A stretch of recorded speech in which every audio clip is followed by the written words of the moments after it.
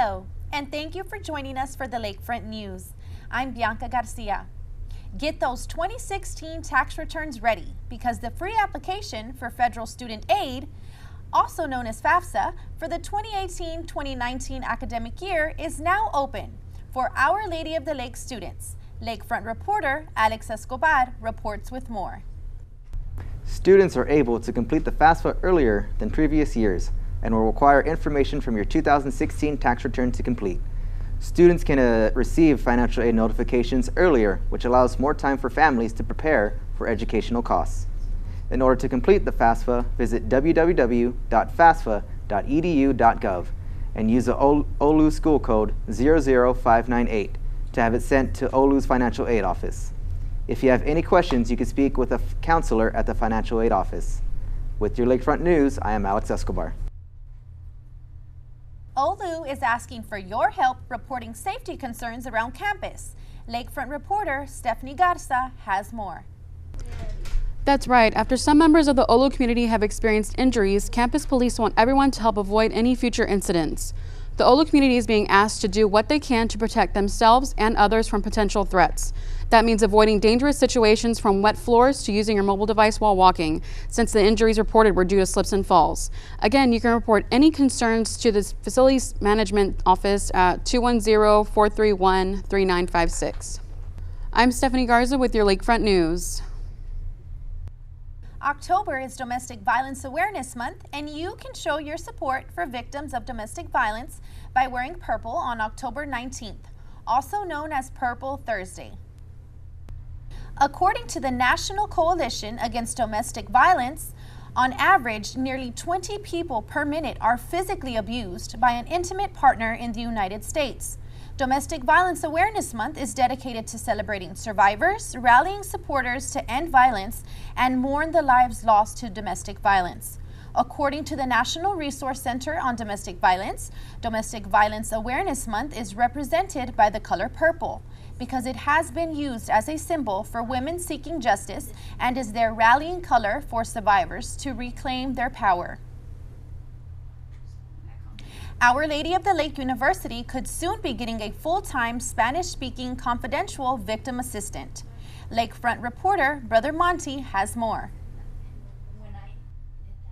The full-time CVA will serve students at all OLU campuses and also increase knowledge for faculty and staff to properly support victims of crime. This position was made possible through the Victim Assistance College Campus Initiative grant. The grant provided over $101,000 to OLU to increase and enhance confidential, no-cost services for victims.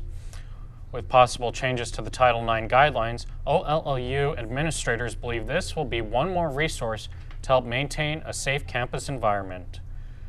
The grant was initiated through the Office of the Governor. I'm Brother Monty with your Lakefront News.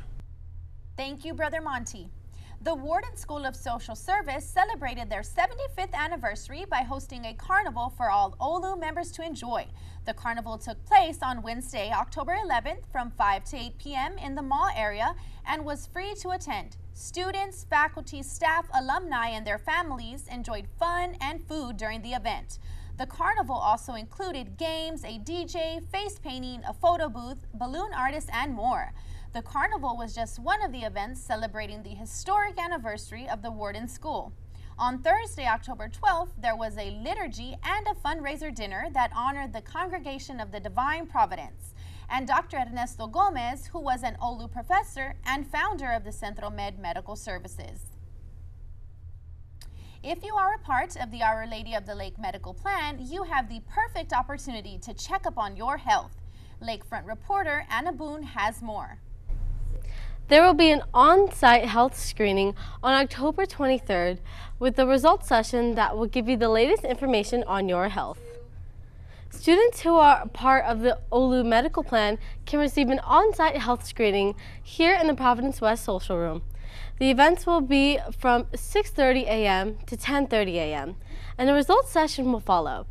The health screenings will include tests to check on your cholesterol, blood pressure, liver and kidney function, and much more. There will be a results session that will follow on November 13th at 10 a.m.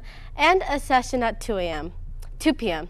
In that session, you will receive guidance on how to interpret your results, and you can even speak with a health coach. On top of all this, if you attend both health screening sessions and the results session, you can receive a free $25 HEB gift card. You can register for these sessions by going to www.bodymindspiritollu.com, and for any other assistance, you can contact Personalized Prevention at 800-515-6641. Reporting for the Lakefront News, I'm Anna Boone. Stay with us. We have your Lakefront Sports News coming up next. Get WAVE Summer Tuition. Ask about the Wings Up Summer Tuition Grant for undergraduate juniors and seniors who complete 15 hours in the fall and 15 hours in the spring. Welcome back to Lakefront News. I'm Bianca Garcia. The volleyball team moved into first place after defeating Houston-Tillotson University last Tuesday. The Saints won 3-1 and were led by Raven Swain, who had 14 kills, and Bailey Hubbard and Natalie Fazio, who both had 11 kills. The team traveled to Florida to participate in the Royals Classic. The Saints won one of the two non-conference games, and Denisa Rivera recorded 2 triple-doubles, and Raven Swain became the all-time leader in digs with 972. The Saints are now 12-7 overall and 7-0 in conference. Men's soccer had a great week, winning both of their conference games. They shut out Wiley 2-0 and then destroyed Texarkana 7-0. In the game against Wiley, Adrian Delgado scored a goal and assisted on another one. David Hillman scored as well. In the game against Texarkana, Oscar Cordova and David Hillman scored 1 goal, while Adrian Delgado scored 2 and Guillermo scored a hat trick. That's 3 goals. Delgado was honored this week as Conference Defender of the Week for his performance throughout the week. And recently, one of Our Lady of the Lakes coaches was inducted into the University of Texas Women's Hall of Honor. Lakefront reporter Denise Coronel has more. Assistant women's basketball coach Stacy Stevens was inducted on October 7th. Coach Stevens played basketball for the University of Austin from 2000 to 2004. Throughout her UT basketball career, she was a 2-time Associated Press second-team All-American. She was part of the National Women's Basketball Association after that. Stacy Stevens makes the Ollu community proud to have her on their staff. Now that she is the assistant women's basketball coach here at Ollu, she is a role model for the women on the Ollu basketball team. I am Denise Coronel with your Lakefront News. The men's basketball team will host their 3rd annual Hoops Madness on Wednesday, October 18th from 7 to 10 p.m. in Maybe Gym. Saints fans will get to meet the new team, participate in lots of contests, and eat free food. The cross-country teams participated in the UIW Invitational last weekend. The women were led by Lone Rodriguez, who finished 11th in the 6K, and Miguel Segura, who was the top finisher for the Saints in the 8K. Lone received Runner of the Week for her performance. Stick around later. In the show, we will introduce you to our Sister of the Week. Hi, I'm Erica Gavada, and here's a look at your lakefront forecast.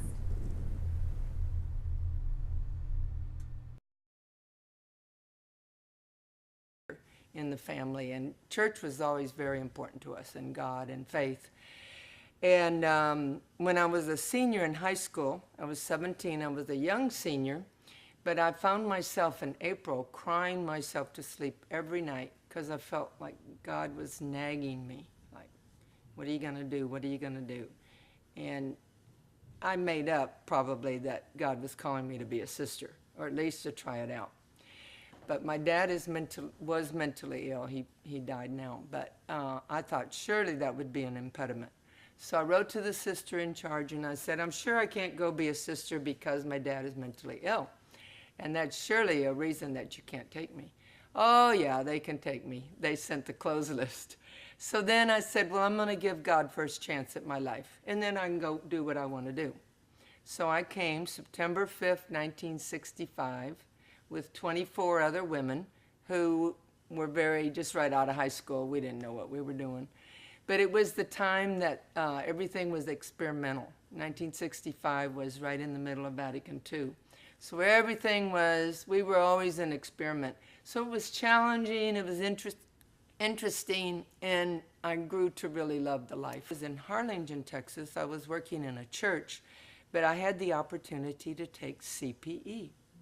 My dad had just died July 4th, 1979, and then 1980, the fall, this opportunity came to take clinical pastoral education, which prepares you to be a chaplain. But there, I just loved it. I loved it. I found I could be myself. I could share my faith. I could be with people who were in a moment of need. And it was so satisfying, more than teaching and more than working in a parish. So eventually, I